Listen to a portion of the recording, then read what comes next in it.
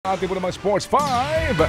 Abay, binaliwala po ni PBA Commissioner Willie Marcial ang aligasyon ng isang umano'y cyber expert na namanipula ang fan voting sa All-Star Game ngayong taon. Wala raw pakialam si Marcial dahil naging masaya ho naman daw ang lahat sa pagdiriwang po ng All-Star Weekend sa Bacolod. Dagdag pa niya, deserving daw ho lahat ng players na sumali po sa mga laro. In-report ng Spin.ph ang tungkol sa video ng isang umano'y hacker na dinagdagan ang boto ng ilang players sa ginawang online voting sa website ng PBA. Partikular po dito ang kay Converge player Keith Saldivar na naging top vote getter sa Rookie Sophomore Juniors game kahit na hindi gaanong nilalaro ng Fiverr-Xers. Sa kabila niyan, hindi naman daw ho naghinala si Marcial at sinabing walang dapat imbestigahan tungkol sa naturang issue. May ganon?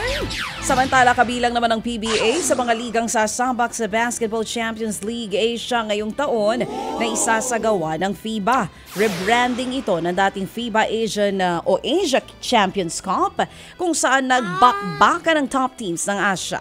Bukod sa Pinas, may outright na pwesto na rin ang mga kampyon ng Japan B-League, Korean Basketball League at Chinese Basketball Association.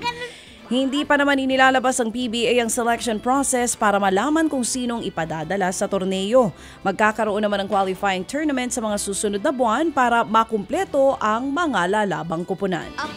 Samantala po naman, Kuya Al Mendoza, good morning! Maganda rin po ang nilalaro ngayon ni Kai Soto para po sa Yokohama B Corsairs sa Japan B-League.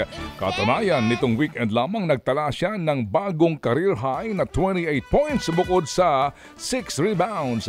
Kaso nga lang po, natalo ang Yokohama sa Alvark Tokyo Squad 81-75. Bumagsak sa 21 wins at 26 losses ang record ng B Corsairs dahil po sa kanilang naging pagkatalo. Ted Filon at DJ Chacha ngayon nasa Radyo 5 92.3 News FM Monday to Friday 6 to 10 a.m.